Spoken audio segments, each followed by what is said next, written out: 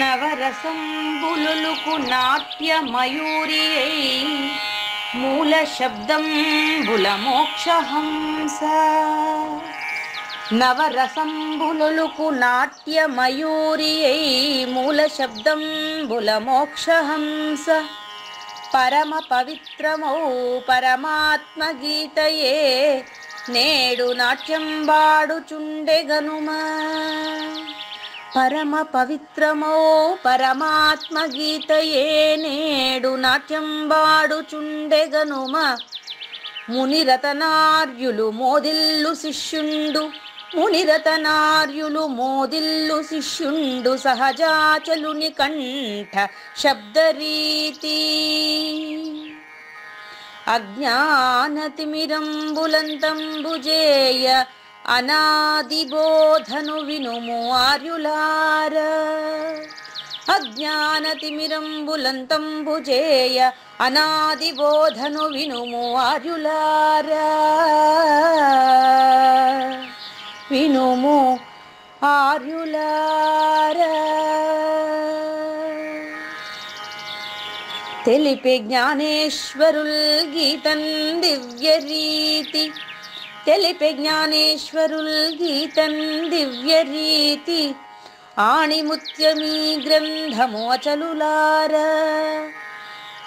ఆణిముత్యమీ గ్రంథము అచలులార. ఆదరించిరి గీతను అచల ఋషులు గురుని వాక్కుగా గ్రహించి గురుతుగనుడు. ఆదరించిరి గీతను అచల ఋషులు గురుని వాక్కుగా గ్రహించి గురుతుగనుడు. హరి ఓం శ్రీ గురుభ్యో నమః. ఓం నమో భగవతే వాసుదేవాయ. ఓం నమో నారాయణాయ. ఓం నమః శివాయ. ఈ గీతా జ్ఞానగ్ర కార్యక్రమం వల్ల నిన్నటికి 953 రోజులైందండి. ఈరోజు 954 రోజు. ఈ గీతా జ్ఞానగ్ర కార్యక్రమం సంకల్పించి నిర్వహిస్తున్న శ్రీ విద్యాసాగర్ గురువు గారికి, శ్రీ వెంకటేశ్వర గురువు గారికి శ్రోతలందరి తరపున ధన్యవాదాలు, వందనాలు. ఈనాటి కార్యక్రమంలో పాల్గొన్న ఆత్మస్వరూపులైన శ్రోతలందరికీ కైవల్యాసం తరపున, అలాగే శ్రీ శివరామ దీక్షితుల వారి అచల యూట్యూబ్ ఛానల్ తరపున హృదయపూర్వక స్వాగతం, వందనాలు. గురుదేవులు సహజాచల రాజయోగి శ్రీ పూజారి వెంకటేశ్వర గురు. శ్రీ గురుభ్యో నమః. శ్రీమద్భాగవత కృష్ణదేశిక ప్రభులు రచించిన 292 కందార్థ దరువులు సంపూర్ణంగా జ్ఞానయజ్ఞంలో రోజుకొకటి చొప్పున వ్యాఖ్యానించబడిన విషయం శ్రోతలకు విదితమే. ఈ కందార్థ దరువులను రచించిన 19 సంవత్సరాల వరకు అవి ముద్రణకు నోచుకోలేదని, వాటిలోని నిగూఢ భావాలను మరింత స్పష్టం చేస్తూ రచయిత క్షరాక్షరోపాధి ద్వయదోషరహిత పరమతత్వ కందములు 261 రచించారని, తదుపరి సద్గురు శుభాశీస్సులతో ఈ రెండూ కలిపి ఒకే పుస్తకంగా ముద్రించారని పెద్దలు చెప్పగా విన్నాం. పుస్తకం ఇప్పుడు మన భక్తులతో చాలా మంది దగ్గర ఉంది. ఈ కందపద్యాలు భగవద్గీతకు ఉత్తర గీత వలె సద్గురు భక్తులకు కందార్థ దరువులలోని ఎన్నో సమస్యలకు సమాధానమై విలసిల్లుతోంది. ఎంతో ఉపయోగకరమైనటువంటి ఈ కందపద్యాలను రోజుకు ఒక్కొక్కటి చొప్పున వివరించాలని అడిగిన ప్రత్యక్ష శ్రోతల కోరిక మేరకు జ్ఞానయజ్ఞంలో శ్రీకృష్ణ పరమాత్మ సందేశానికి ముందే ప్రతిరోజు కృష్ణ ప్రభువుల దర్శనం మహద్భాగ్యంగా భావిస్తూ ముందుకు వెళదామా? ఉన్నది గదనే చెప్పినది అన్నా, దాన్ని ఉండజూచి తొలగుము మృషయో. నిన్ను అంటి ఉన్న సంపదలన్నీయుగొని నీవు వచ్చినట్లు మృషగుచున్. అయితే ఇప్పుడు పద్యం వినండి. ఉడుపు నాగేశ్వరరావు గారు కూడా నాగేశ్వర ద్వయం ఇద్దరు వినండి.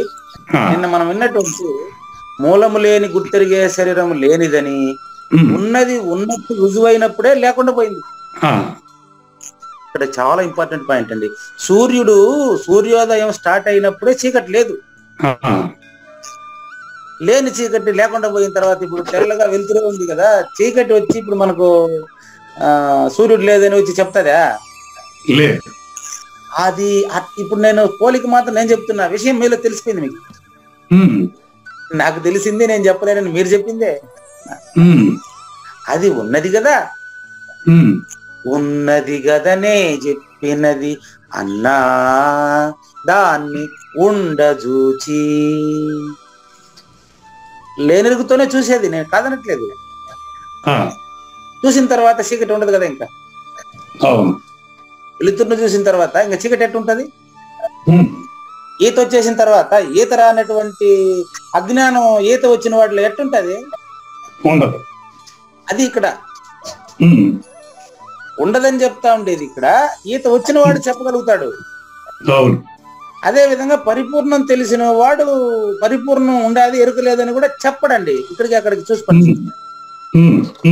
ఎందుకంటే ఇక్కడ ఈత అనేది భౌతికంగా ఒక ప్రక్రియ, పరిపూర్ణం అనేది నిత్య నిరవధ్య నిరాకారమైనటువంటి నిర్వికల్ప పరబ్రహ్మం కదా. అనాది నిర్వికల్ప పరబ్రహ్మంలో మాట్లాడుతున్నవాడు ముందే లేనివాడు అని తెలిసింది కదా. కాబట్టి ఇప్పుడు దాన్ని తెలుసుకున్నానని దోషం కదా. కథ అని వాడతారు కృష్ణ గురువు, చూసుకోండి. నది కదా ఉండాలని లేదు, నువ్వు తెలుసుకున్నది ఎప్పుడు ఉంది. ఉన్నది కదా నే చెప్పినది, అయితే నేను చెప్పడం వల్ల నీకు తెలిసింది, నీకు నువ్వుగా తెలియడం లేదు.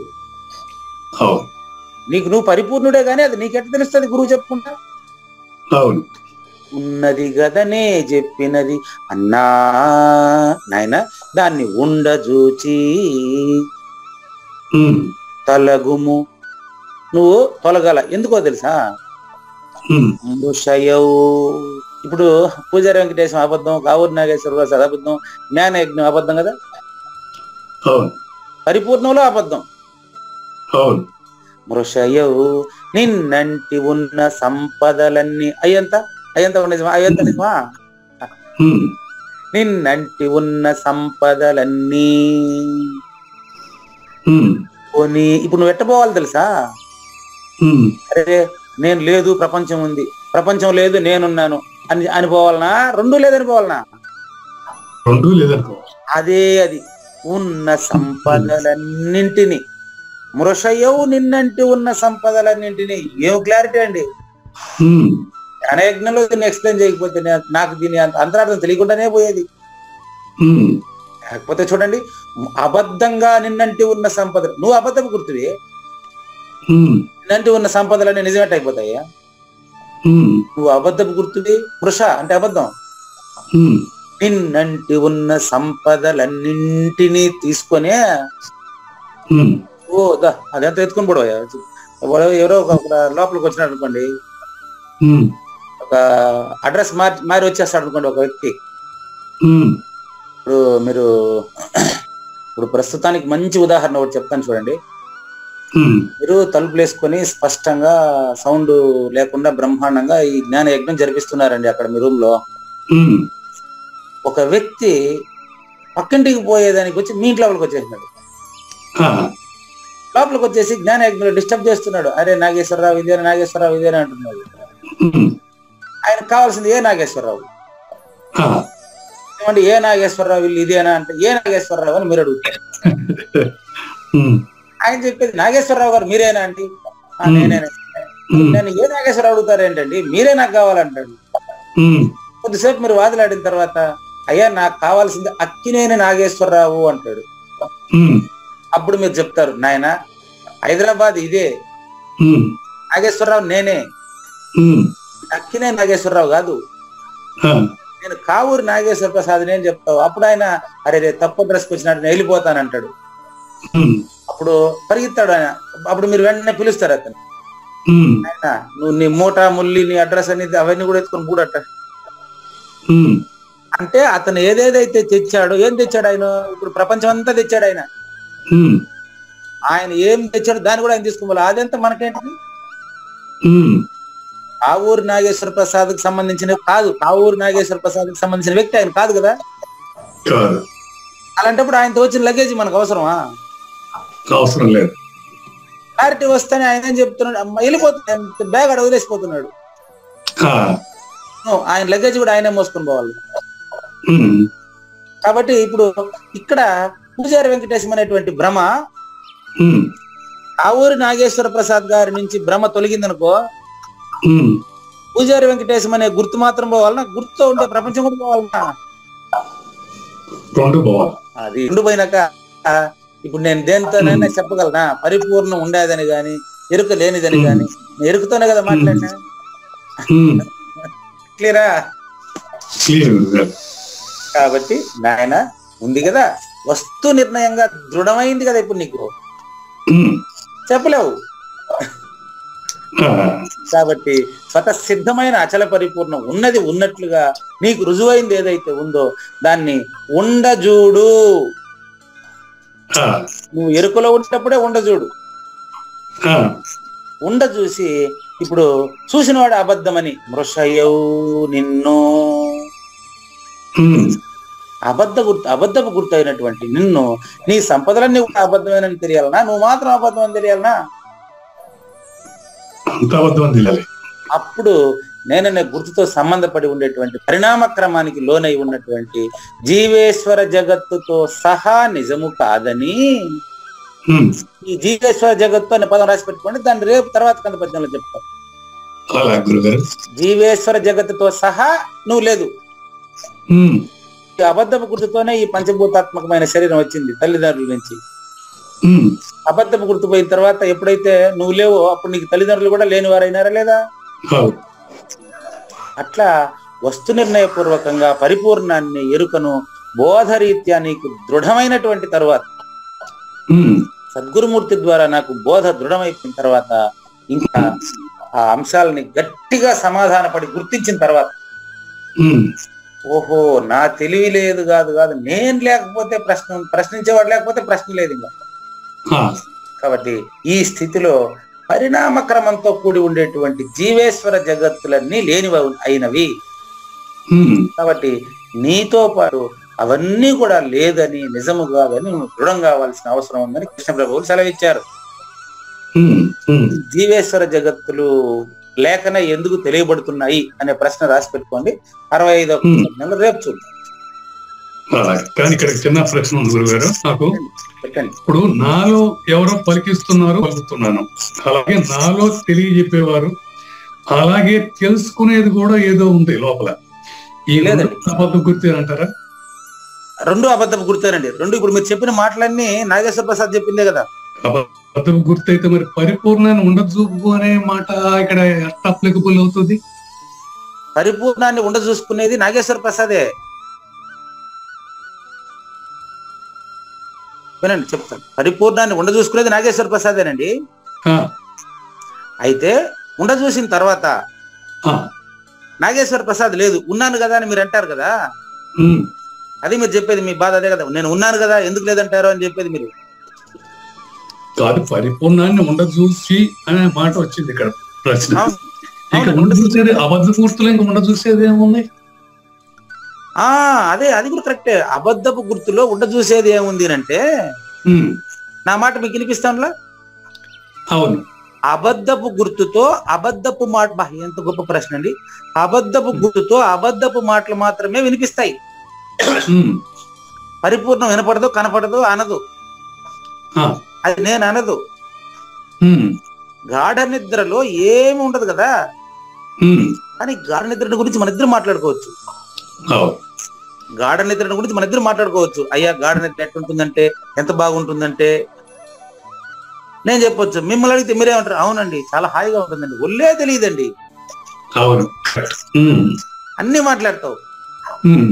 కానీ నిజంగా నిద్రపోయిన తర్వాత ఈ మాటలన్నీ ఆడాడున్నాయి.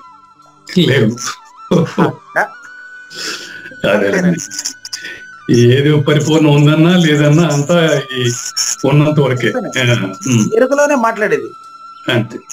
పరిపూర్ణం అనే పేరు కూడా ఎరుకు పెట్టిందే. ఎరుకు పెట్టింది. గాఢ నిద్రకి గాఢ నిద్ర అనే పేరు పెట్టింది మెలకువే కదా. నిద్ర పెట్టిందే లేదు. ఏం ఉదాహరణ చెప్పిస్తారండి నా దగ్గర మీకు? అద్భుతం, అద్భుతం, చాలా సంతోషం అండి. రచయితకు మొదలు తెలియజేస్తూ జ్ఞానయజ్ఞం 2వ భాగం ఇక్కడ చూడండి. ఈరోజు మనకు శ్లోకం నెంబర్ 3 శ్రద్ధాత్రయ విభాగ యోగంలో 3 రకాల శ్రద్ధలను తెలియజేసేదానికి ముందుగా ఈ వ్యాఖ్యానము గురువు యొక్క వివరం లేకపోతే మనకు భగవద్గీత అర్థం కాదండి. నిజంగా ఇప్పుడు మీ తోడు లేకపోతే ఈ భగవద్గీతలో శ్లోకాలకి అర్థాలు ఇంత లోతుగా నేను తెలుసుకునేవాడిని కాదేమో. Question mark. ఎవరు తెలుసుకోలేరు అసలు. కాబట్టి గురువుకి శిష్యుడు అవసరం, శిష్యుడు గురువు అవసరం. ఎంతవరకు పరిపూర్ణాన్ని తెలుసుకునేంత వరకు.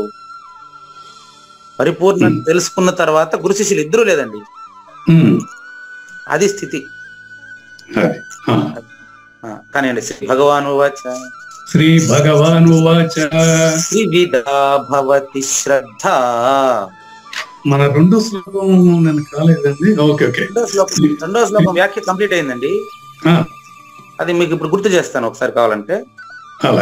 రెండో శ్లోకం వ్యాఖ్య ఎలా కంప్లీట్ అయిందంటే, శాస్త్ర విధిని వదిలేసినటువంటి వారు కూడా, అంటే శాస్త్ర విధితో సంబంధం లేకుండా ప్రవర్తిస్తున్నటువంటి వాళ్ళలో కూడా మరి అచల పరిపూర్ణులు ఉంటారా లేదా అనే ప్రశ్న.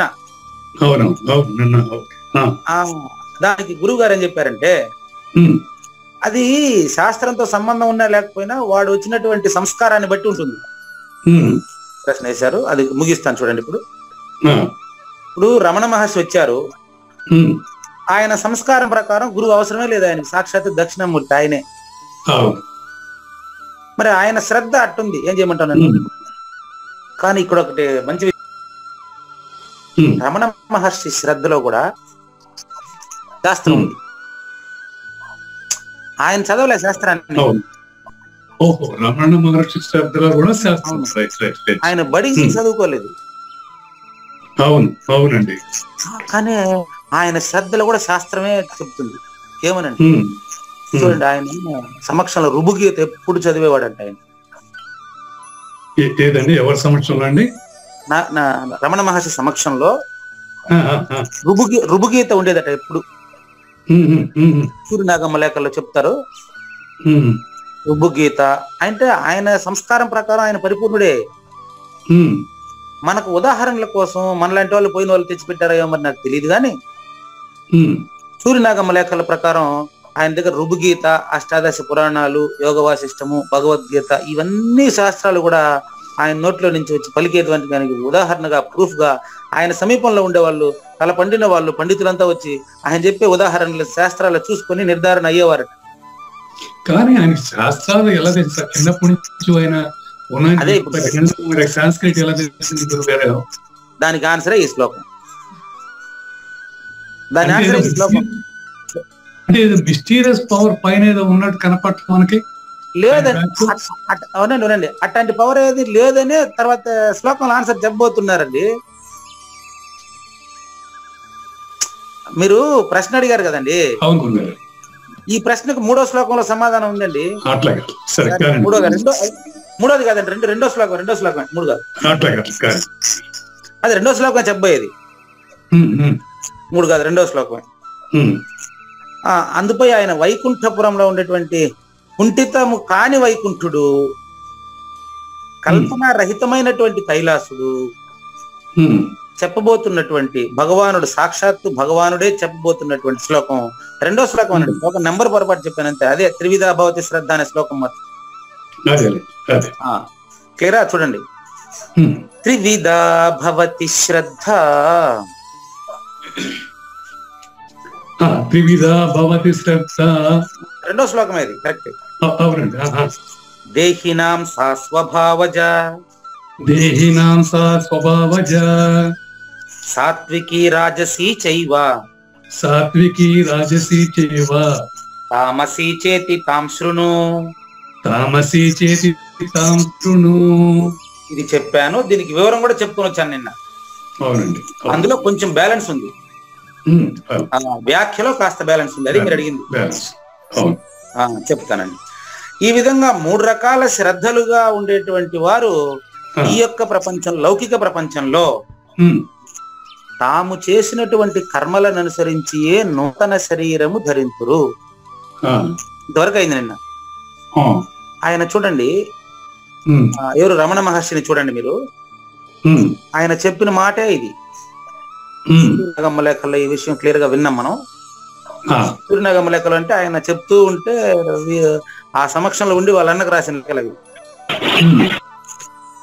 సూర్యనాగమ్మ రాసిన లెక్కలు దాని ప్రకారం చూడండి, వారి వారి కర్మలను అనుసరించి నూతన శరీరాన్ని ధరిస్తారు అంటే ఇది చూడండి, ఈ జ్ఞానంతోనే పరిపూర్ణాన్ని ఉండ చూసుకునేది. పరిపూర్ణాన్ని ఉండ చూసుకునేటువంటి జ్ఞానం పరిపక్వత అయ్యేంత వరకు మనం ఎంత చెప్పినా వాడు ఉండ చూసుకోడు.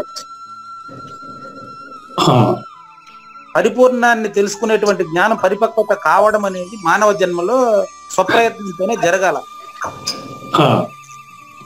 ప్రాణులు తాము చేసినటువంటి కర్మలను అనుసరించి నూతన శరీరమును ధరింతురు.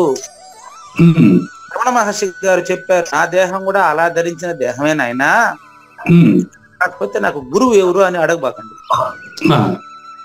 నాకు ఎవరు శిష్యులు లేరు అంటే ఆయన పరిపూర్ణుడని అర్థం. మరి ఆ శరీరం ఎలా ఏర్పడింది అనేసి ఇప్పుడు చెప్తాను. ఇప్పుడు ఆయన గురువు లేరు, శిష్యులు కూడా లేరు అని అనుమానమే లేదండి. మరి ఉన్నారు కదా శిష్యులు, మనం అందరం శిష్యులమే కదా. అదే మనకు ఆయన ఉంటాడు. Excellent question.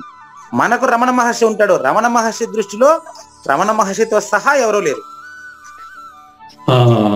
అది పరిపూర్ణ దృష్టి. బా ఓహో అంటే మీరు అడగడం వల్లే నాకు వచ్చింది ఇప్పుడు. దృశ్యరహిత ద్రష్ట. దృశ్యరహిత ద్రష్ట. ఆయన చూడకనే చూసేవాడు. అయితే జనన మరణాలు ఎట్ట కలుగుతున్నాయి ఈ రోజు ప్రారంభం అవుతుంది. జ్ఞానేశ్వరు చెప్తున్నారు, ఒక విత్తనం కనిపిస్తుందండి. ఇక్కడి నుంచి చూడండి, బీజము నాశనమైనప్పుడే. ఉడుపు నాగేశ్వరరావు గారి దగ్గర ఈ పేజీ కూడా కుదరలేదేమో, పర్వాలేదు, రికార్డ్ అవుతుంది చాలు. బీజము ఒక విత్తు చెట్టుగా మారేటప్పుడు విత్తు పూర్తిగా నాశనమై మట్టిలో కలిసినప్పుడే చెట్టు వస్తుంది, అవునా? ఆ విధంగా బీజం పూర్తిగా నాశనమయ్యి, అంటే ఇంతకు ముందు ఉన్నటువంటి దేహం పూర్తిగా నశించబడిన తరువాత మరొక దేహాన్ని ధరించాడు. ఇది ఎక్కడ భాగం? ఇది పంచభూతాల్లో. పంచభూతానికి అతీతంగా కాదు కదా ఇది జరిగేది. పంచభూతాల్లో అబద్ధపు గుర్తు ఒక మిగతా 4 భూతాలతో కలిసిన ఒక శరీరాన్ని తీసుకొని ముందునింది. ఆ శరీరం పూర్తిగా నాశనం అయినప్పుడు పూజారి వెంకటేశం అనే శరీరాన్ని ధరించింది. పూజారి వెంకటేశం అనే శరీరంలో అజ్ఞానంతో కొట్టుమిట్టాడుతూ, బొచ్చు ఇచ్చేస్తే 10th క్లాస్ పాస్ అయిపోతానని అజ్ఞానంతో కొట్టుమిట్టాడుతూ, గుండు కొట్టుకుంటే 10th పాస్ అయిపోతానేమో అనేసి అందరూ చెప్పగా గుండు కొట్టేదాన్ని మొక్కుకొని చదవకుండా సోంబేరయ్యి లాస్ట్ 10th ఫెయిల్ అయిపోయినాడు. పూజారి వెంకటేశ్వర 10th ఫెయిల్ అయిపోయినాడండి. తర్వాత అనుభవ జ్ఞానంతో మళ్ళీ కష్టపడి చదివి, ఓహో మానవ ప్రయత్నం ఉంటేనే దైవం కూడా తోడొస్తాడు అనుకొని మానవ ప్రయత్నం చేత మళ్ళీ కష్టపడి చదివి చదివి ఉద్యోగం సంపాదించుకొని, ఒరే మానవ జన్మ పరమార్థం ఉద్యోగం సంపాదించడం, పెళ్లి చేసుకోవడం, పిల్లలు కలగడం జంతువులు కూడా చేస్తాయి. ఇది పరాకాశ మానవ జన్మ పరమార్థం, ఇది కాదు, ఇది సరిపోదు. చూడండి, ఫస్ట్ 10th క్లాస్ పాస్ అయితే గుండు కొడతారని మొక్కున్నప్పుడు అజ్ఞాని వాడు. అటు కాకుండా మరి బాగా చదివి ఉద్యోగం సంపాదించడం మానవ ప్రయత్నం. ఇంతవరకు ఉద్యోగం సంపాదిస్తే సరిపోయినా, ఒరే జనన మరణానికి కారణమైన వస్తువు ఏదో ఏడో ఉండదు, దాన్ని తెలుసుకుని దహిత పెట్టుకోవాలా అని ప్రయత్నమైనాడండి. అప్పుడు గురువే శిష్యుని గుర్తించేశాడండి. ఈ ప్రయత్నం లేకపోతే గురువు దొరకడు, గురువుడు కూడా ప్రయత్నం లేకపోతే గురువు దొరకడు అంతే. ఇప్పుడు శ్రద్ధ ఎవరిది? పూజారి వెంకటేశ్ అండి. వాడికి పూర్వజన్మ పుణ్యోదయం అయినందువల్ల వాడు గురువుని పట్టుకునే ప్రయత్నంలో గురువు తనని పట్టుకునే అన్నాడు. ఇంపార్టెంట్ అనుభవ వాక్యాలు ఇవన్నీ మీకు చాలా అవసరం. ప్రయత్నంలోనే గురువుతారు, అవునా?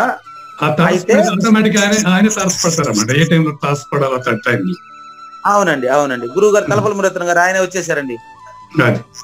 సానా కుప్పం అనేటువంటి ఆశ్రమంలో ఆయనే వచ్చేసారు. మా నాన్నగారు ఎక్కడైతే ఉపదేశం తీసుకున్నారో నాకు తెలియదు నాన్నగారు అక్కడ తీసుకున్నారని, అది మా నాన్నగారే పరిచయం చేశారు ఆ ఆశ్రమాన్ని. ఆయన మరణానంతరం గురువు గారు ఆ ఆశ్రమానికి వచ్చి నన్ను కనిపెట్టుకుని ఆయన పేరు సుగీత ముక్తి పరమార్థం అనే పుస్తకం ఇచ్చారండి. ఆ క్షణం నుంచి ఆయన్ని గురువుగా భావించాను. నేను ఆయన్ని గురువుగా భావించడం సరే భావిస్తాము, ఆయన హృదయంలోకి నేను ప్రతిష్టాపన అయినప్పుడు మాత్రమే నాకు విషయం తెలుస్తుంది, లేకపోతే తెలియదండి. అవును. అటు పిమ్మట వృక్షము నశించినప్పుడు ఇప్పుడు చెప్పండి, ఇప్పుడు నేను వృక్షం కదా, ఇప్పుడు అవును, ముందు బీజము నశించి మళ్ళీ వృక్షం అయింది. చూడండి, ఆ బీజం నశించి ఈ వృక్షం అయింది. జనన మరణానికి కారణమైన బీజం నశించి ఇప్పుడు మాట్లాడటం లేదు, వృక్షం అయింది. ఈ వృక్షంలో జన్మరహిత జీవన విధానం అలవాటైపోతే పట్టుకోండి, ఈ వృక్షం జన్మరహిత జీవన విధానం అలవాటైపోతే ఈ వృక్షం ఉండేటప్పుడే జన్మ లేదని దానికే తెలుసుకోవాలా. లేకపోతే జ్ఞానేశ్వరి చెప్తున్న విషయం అండి ఇది. లేకపోతే ప్రయత్నంలోనే విత్తు లేకుండా పోతుంది. ఆ ప్రయత్నం తీవ్రంగా ఉండాలని అర్థం. తీవ్రంగా ఉన్నప్పుడు విత్తు లేకుండా పోతుంది, అప్పుడు చెట్టు అయ్యే అవకాశం. అంతేనండి. అంతవరకు ఈ వృక్షంలో ఆ సృష్టికి సంబంధించిన జన్మ సంస్కారాలు, శబ్దస్పర్శ రూపరసగంధాలలో ఉండేటువంటి ఆ జన్మ సంస్కారాలు దీంట్లో ఇమిడే ఉంటుంది. ఈ క్రమం కోట్ల కొలది కల్పముల వరకు నడుస్తుంది. కోట్ల కొలది కల్పములు అంటే సృష్టి స్థితి లయ, సృష్టి స్థితి లయ ఎన్నిసార్లు అయినా సరే అది విత్తు మాడేంత వరకు, సద్గురుమూర్తిని చేరి విత్తు మాడేంత వరకు ఆ జన్మలు వస్తూనే ఉంటాయి. జాతి ఎప్పుడు నశించదు.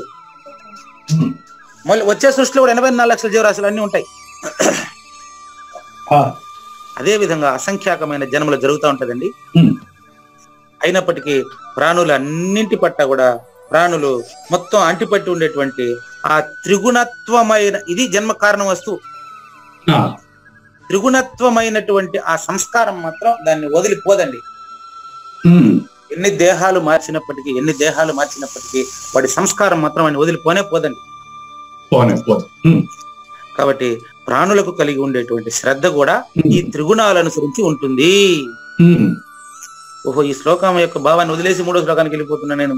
సరైన విషయం గుర్తు చేశారు మీరు కదా.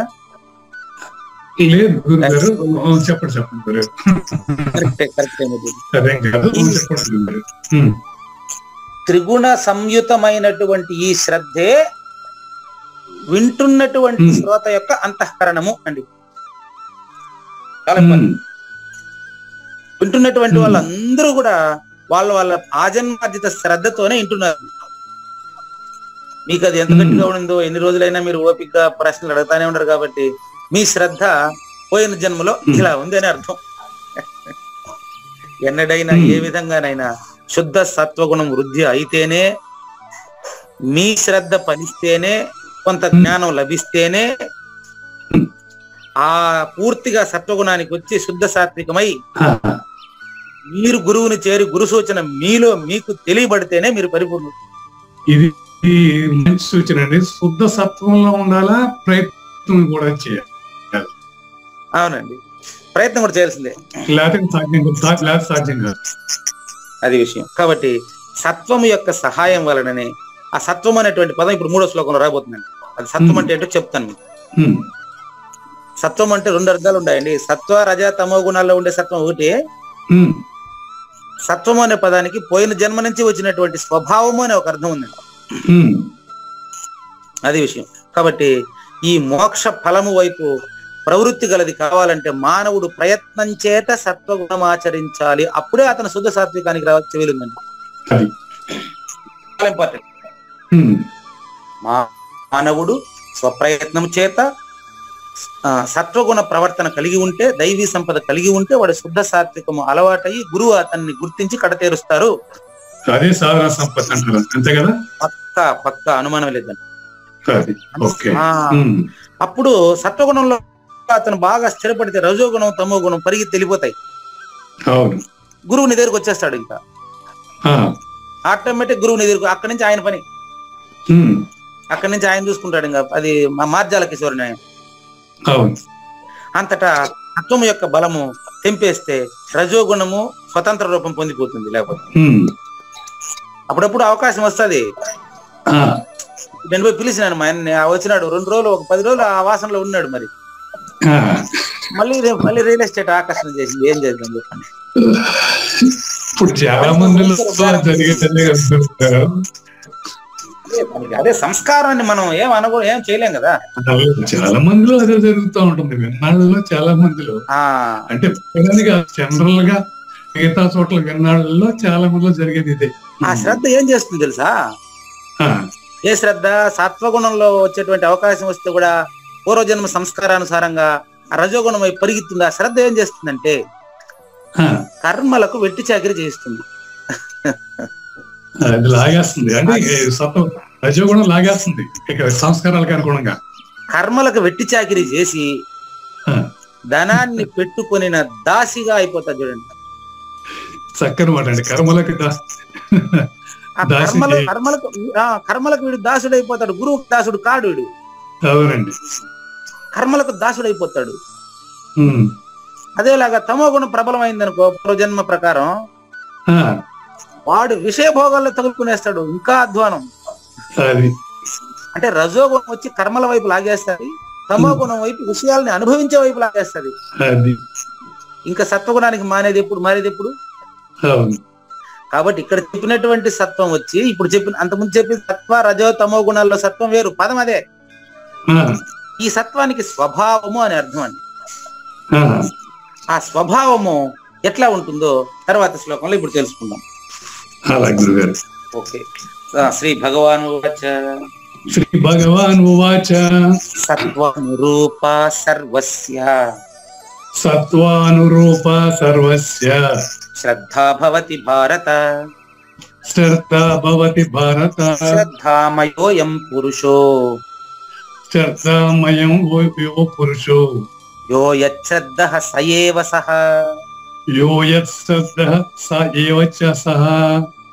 Very good. ఇప్పుడు దీన్ని విభజిస్తాను చూడండి. సత్వ అనురూప సర్వస్య శ్రద్ధా భవతి భారత. ఓ కావూరు నాగేశ్వర ప్రసాద్ గారు, శ్రద్ధామయః అయం పురుషః యః శ్రద్ధః సహ ఏవ సహ. సహ ఏవ సహ అంటే అతనిలో ఉండేటువంటి శ్రద్ధ వెనకాల అతను పరిగెత్తుతూ ఉంటాడు పూర్వజన్మ కర్మానుష్ఠానం ప్రకారం. చాలా ఇంపార్టెంట్ శ్లోకం ఇది, చూడండి. సర్వస్య శ్రద్ధాః అంటే ఒక వ్యక్తి ప్రవర్తించేటటువంటి నిద్ర లేచినప్పటి నుంచి నిద్రపోయేంత వరకు ఒక వ్యక్తి ప్రవర్తించేటువంటి ప్రవర్తన అంతా కూడా అతని పూర్వజన్మ సంస్కార రూపంగానే ఉంటుంది. అవునండి. అదేన్ని రకాలు ఉంటది అది చెప్పింది. అట్లా అనేక జన్మల్లో చేసుకున్నటువంటి కర్మల యొక్క సంచిత సంస్కారమే స్వభావము అంటారండి. దీనికి ఎగ్జాంపుల్ చెప్తానండి. ఎగ్జాంపుల్ అంటే వాళ్ళని తిట్టడం కాదండి, నేను సొంత ఎగ్జాంపులే వాడతాను, వాళ్ళని తిట్టడం కాదండి. డిగ్రీ కాలేజ్ కంప్లీట్ అయ్యేంత వరకు కూడా మా అబ్బాయికి క్లాస్ రూమ్ లో కూర్చోవడం అంటే ఎలర్జీ. అది సంస్కారం అట్టుంది, ఏం చేయమంటారు చెప్పండి. క్లాస్ రూమ్ లో కొంచెం కూడా కూర్చోలేవాడు. ఇప్పుడు ఏమైనా ఎంసీఏ జాయిన్ అయినాడు, సాఫ్ట్వేర్ జాబ్ ట్రైనింగ్ లో ఎంసీఏ జాయిన్ అయినాడు, ఈ 2 ఏళ్ళు ఏమైనా కూర్చుంటాడేమో చూడాలా. ఇప్పుడు కూడా ఉద్యోగం చేస్తా ఉంటాడు కానీ చదువు మాత్రం వద్దంటాడు. ఎట్టొస్తుంది చదవకుండా? నేర్చుకున్నాడు మరి, సరే అది వాడి సంస్కారం. మా అమ్మాయి గారు ఉన్నారు, 3 సంవత్సరాల నుంచే.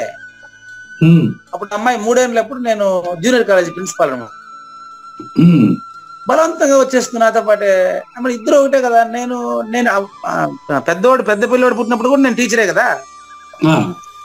వాడు అంతటా ఆడుకుంటాడు కానీ బడికి బయలుదేరేటప్పుడు పరిగెత్తాడు ఎనికివాడు. నాతో పాటు వాడిని పిలుచుకోపోదాం, వాళ్ళ అమ్మకి ఇబ్బంది అని వాడు పిలుచుకోపోవాలంటే వాడు నన్ను వదిలేసి ఒకే పరుగు వీధి మీద బతాడు వాడు. ఇద్దరు నా పిల్లలే కదా. కొడుకే, కూతురు నా కూతురేను. కూతురు మాత్రం నేను ప్రిన్సిపాల్ అయినప్పుడు కూడా నా సంఖ్యలోనే ఉండేది, దిగేది కాదు. కాలేజీ మొత్తానికి ఐడి కార్డులు రెడీ చేస్తే ఫస్ట్ మా పాపకే రెడీ చేశాడు వాడు. ఆ ఐడి కార్డు చేసి పిల్లవాడు, అది ఇంకా ఉండదు. అంటే 3వ తరగతి అప్పుడే ఈ అమ్మాయి సంస్కారం అంటే బడిని అంటిపెట్టుకొని, విద్యాలయాన్ని అంటిపెట్టుకునే ఉండదు చూడు. అది నేను తెచ్చింది కాదు కదా. అదే పూర్వజన్మ సంస్కారానికి ఎగ్జాంపుల్ చెప్తున్నా మీకు. నా కూతురేమో 3 సంవత్సరాల నుంచే బడికి వచ్చేసేది, ముందే కూర్చునేది. అదే అంటే పరిపక్వతకు ముందే అది ఏమంటారు, పువ్వు పుట్టగానే పరిమళిస్తుందంట. అలా సంస్కారం అలా ఉంది, అది మన చేతిలో ఏం లేదండి. దీన్ని బట్టి ఈ రోజు నేను నేర్చుకునేది ఏమి, ఎవరిని దేనికి బలవంత పెట్టకూడదు. ఇప్పుడు కూడా వాడు 3 సంవత్సరాలు డిగ్రీ కాలేజీకి పోరా అంటే డిగ్రీ కాలేజీ జాయిన్ చేస్తే వాడు ఎన్సీసీని వదలేదంటే ఒకటి కంప్లీట్ చేసినాడు కానీ ఒకే రోజు క్లాస్ లో కూర్చోలేదండి. 3 సంవత్సరాలు ప్రైవేట్ గా టెక్స్టైల్స్ వ్యాపారం పెట్టి బట్టలు అమ్ముతున్నాడు వాడు. అంటే వానికి వ్యాపార దృష్టి, వ్యాపార కోణం ఎక్కువ ఉంది. మనం ఏం చేద్దాం చెప్పి సరేనమ్మా ఇప్పుడు నేను కాదన్నా, ఏం డాడీ మా ఆయన పాస్ అయినాడు కదా అంటా ఉంది బాబా. వాడు పాస్ కాలేదని నేను చెప్పలే. వాడు ఏం చేశాడంటే అంటే టెక్స్టైల్ లో బిజినెస్ చేస్తూనే కస్టమర్స్ లేని సమయంలో చదువుకొని పాస్ అయినాడు వాడు. అకాడమిక్ పరీక్షలు అయితే పాస్ అయినాడు కానీ క్లాస్ లో కూర్చొని వినడం అంటే వాడికి ఇంతవరకు అది ఎక్కలేదు. ఎంసీఏ జాయిన్ అయిపోయినాడు కాలేజీలో. ఎంసీఏలో ఏమైనా వింటాడని చూడాలి. ఇప్పుడు ఇక్కడ ఉద్యోగానికి అవసరం, వాడి ఉద్యోగానికి టెక్నికల్ పోస్ట్ కదా అవసరం కాబట్టి వినొచ్చు. ఇప్పుడు ఈ 2 ఎగ్జాంపుల్స్ ఎందుకు చెప్పాల్సి వచ్చిందంటే సర్వస్య శ్రద్ధ, ప్రతి వ్యక్తిలో ఉండే శ్రద్ధ కూడా వాళ్ళ సంస్కారాన్ని బట్టే ఉంటుంది. అంతే. నేను మిమ్మల్ని తిట్టడం గానీ పొగడడం గానీ లేదమ్మా, జస్ట్ ఎగ్జాంపుల్. ఓన్లీ ఎగ్జాంపుల్ అంతే. అంతే. అంటే వాళ్ళ శ్రద్ధ పూర్వజన్మ నుంచే వచ్చింది. ఒకే ఒక్క రోజు క్లాస్ రూమ్ లోకి పోకపోతే మా పాపకి నిద్ర పట్టదు, ఏదో పోగొట్టుకున్నారనే ఫీలింగ్ ఉంటుంది. అది ఆ పాప సంస్కారం. మనం ఏం చెప్తాం, తరగతి గది నా విధంగా ప్రేమిస్తుంది ఆవిడ, వాడికి తరగతి గది అంటే కుదరదు. మనం ఏం చేద్దాం? అట్లా వాళ్ళ సంస్కారాన్ని మనమేం చేయలేమండి. భవతి అంటే ఉంటుంది. వాళ్ళ పూర్వజన్మ సంస్కారానికి అనుకూలంగా వాళ్ళ శ్రద్ధ ఇక్కడ ప్రవర్తన కనిపించేస్తుంది. అవును. కానీ ఏ సంస్కారం ఉన్నా కూడా వాళ్ళకేం ప్రాబ్లం రాలా. Perfectly all right in there profession. అంతే అంతే. కాబట్టి అయం పురుషః, అయం పురుషః అనే పదానికి అర్థం ఏంటంటే పురంలో నివసించేవాడు పురుషుడండి. ఈ శరీరంలో నివసిస్తున్నటువంటి పూజారి వెంకటేశం శరీరంలో నివసిస్తున్నటువంటి పురుషుడు పూర్వజన్మలో కలిగినటువంటి శ్రద్ధనే పాటిస్తాడు.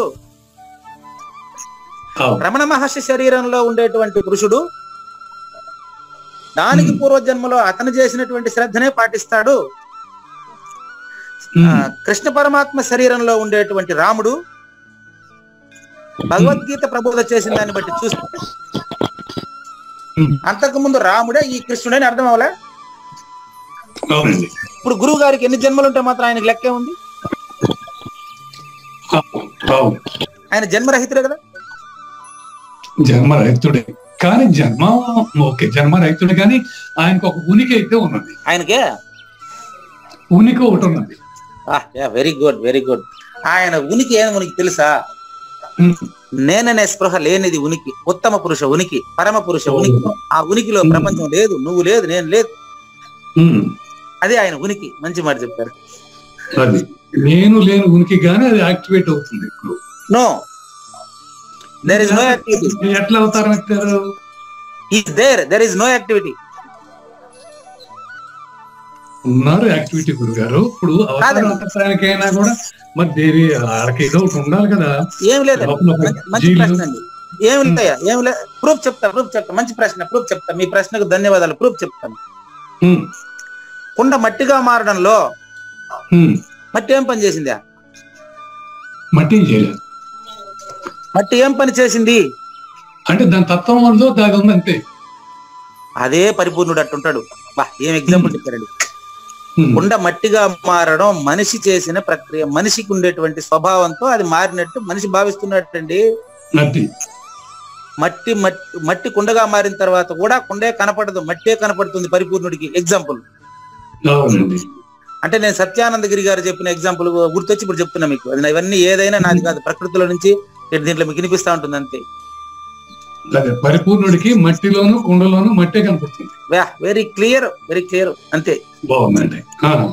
అంటే మార్పు లేనటువంటి దాన్ని చూస్తూ ఉంటాడు. ఇప్పుడు ఆయన మారినట్టు లెక్కెట్ అవుతుంది.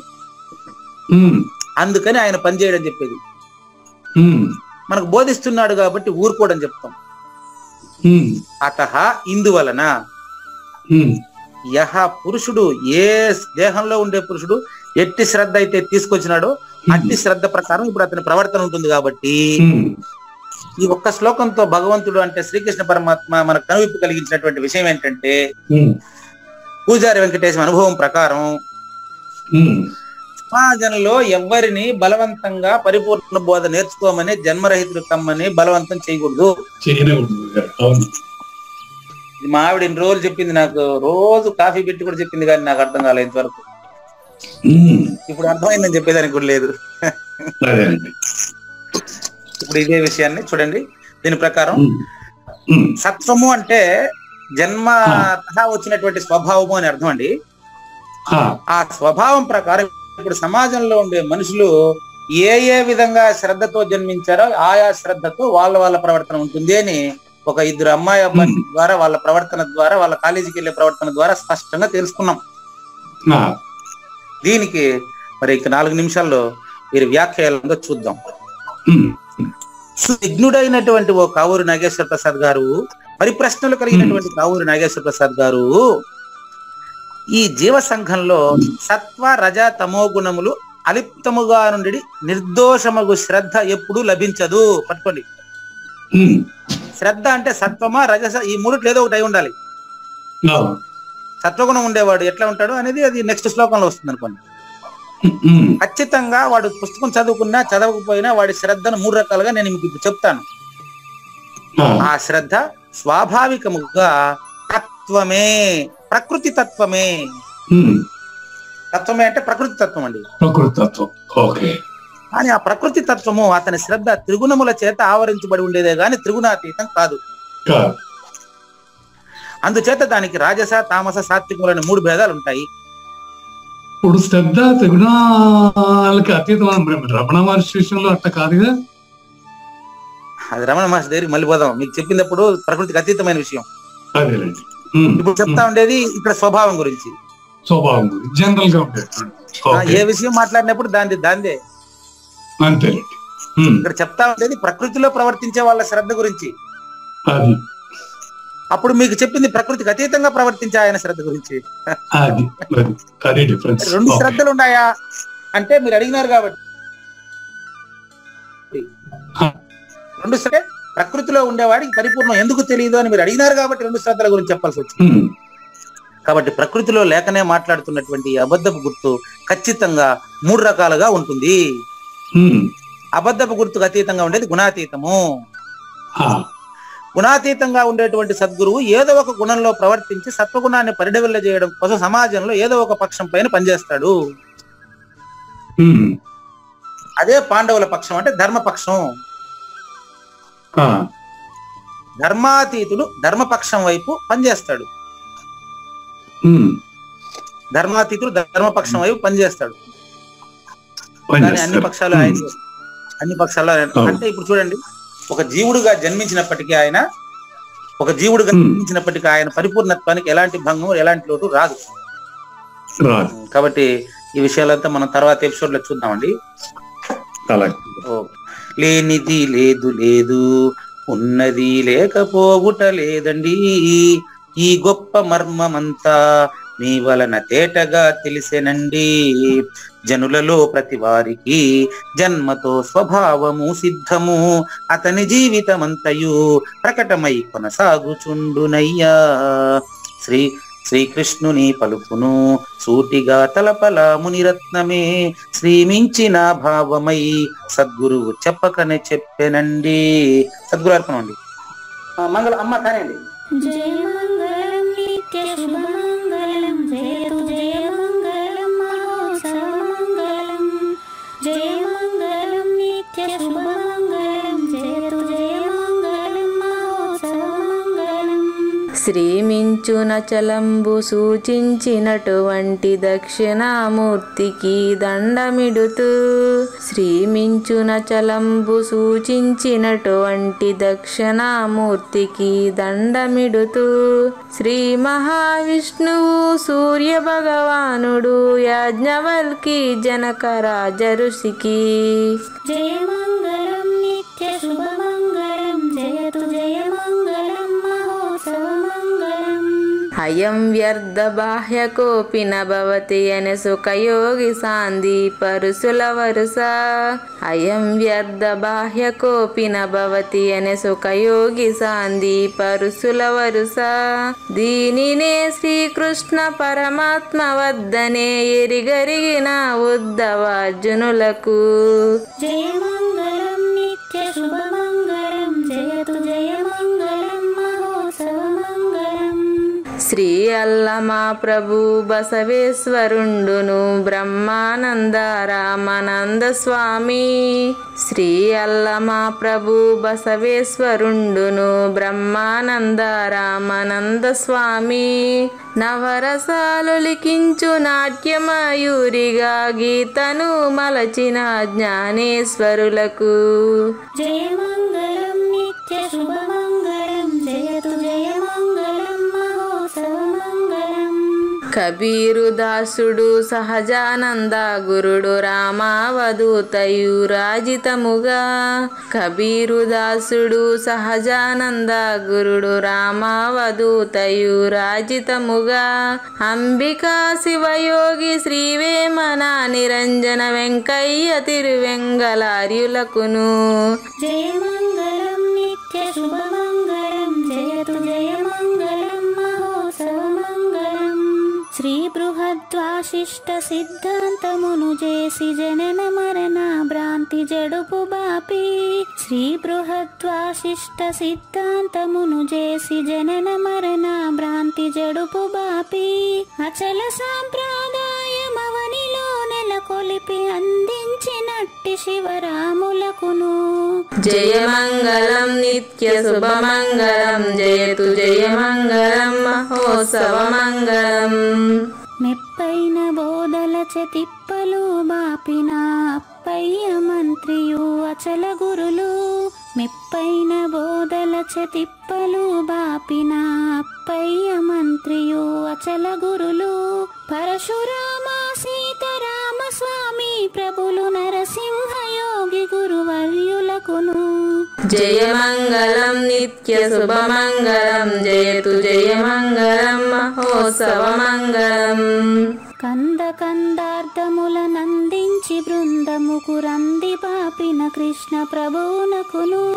కంద కందార్థముల నందించి బృందముకు రంది బాపిన కృష్ణ ప్రభువునకును. పలుకులా కందనిది పరబయలు ఇది అని పలికిన ఫీల్కాన లక్ష్మణునకు. జయమంగళం నిత్య శుభమంగళం జయతు జయమంగళం మహోత్సవమంగళం. ఫీల్కాన లక్ష్మణుల ప్రియ శిష్యవర్యుండు అవధూతయని పేరావనియందు. ఫీల్కాన లక్ష్మణుల ప్రియ శిష్యవర్యుండు అవధూతయని పేరావనియందు. పాఠాలు నేర్పించి పీఠాలు ఏర్పరచి శంఖబాపిన వెంకటేశ్వర వధూతకు. జయమంగళం నిత్య శుభమంగళం జయతు జయమంగళం మహోత్సవమంగళం. బట్టబయలున ఎరుక పుట్టనే లేదని బాలాజీ సింగు ఈ కీలు తెలిపే. బట్టబయలున ఎరుక పుట్టనే లేదని బాలాజీ సింగు ఈ కీలు తెలిపే. మూలమూలేనట్టు ఎరుకేమి లేదని తెలియజెప్పిన మునిరత్నమార్యులకును. జయమంగళం నిత్య శుభమంగళం జయతు జయమంగళం మహోత్సవమంగళం. నరస్వప్నము వంటి సురస్వప్నమిది అని పరిపూర్ణ దర్శినిని ప్రకటపరచి. నరస్వప్నము వంటి సురస్వప్నమిది అని పరిపూర్ణ దర్శినిని ప్రకటపరచి. సహజాచల రాజయోగి సద్గురు కృపచ సాంప్రదాయక గురుల సరసన జేరే. జయమంగళం నిత్య శుభమంగళం జయతు జయమంగళం మహోత్సవమంగళం. నిష్కల్మషానంద నిజ గురుని శిష్యుండు లింగమూర్తి లిపిని పొందుపరచి. నిష్కల్మషానంద నిజ గురుని శిష్యుండు లింగమూర్తి లిపిని పొందుపరచి. కార్వేటి నగరము పురవాసుడైనట్టి పూజారి వెంకటేశునకంకితం విధి. జయమంగళం నిత్య శుభమంగళం జయతు జయమంగళం మహోత్సవమంగళం జయమంగళం నిత్య శుభమంగళం జయతు జయమంగళం మహోత్సవమంగళం. జై సద్గురు ప్రభు మహారాజ్ కి జై. జై గురుదేవ్ అండి. శ్రోతలందరి తరపున వెంకటేశ్వర గురు గారు ధన్యవాదాలు చెప్తూ శాంతి మంత్రం. పూర్ణమదః పూర్ణమిదం పూర్ణాత్ పూర్ణముదచ్యతే పూర్ణస్య పూర్ణమాదాయ పూర్ణమేవావశిష్యతే. ఓం తత్సత్. ఓం శాంతి శాంతి శాంతి. హరి ఓం. అశరీరం సర్వదా అస్తి శరీరం రహితం సదా అయమేవ సద్యో ముక్తి అన్యథా భ్రమకారణం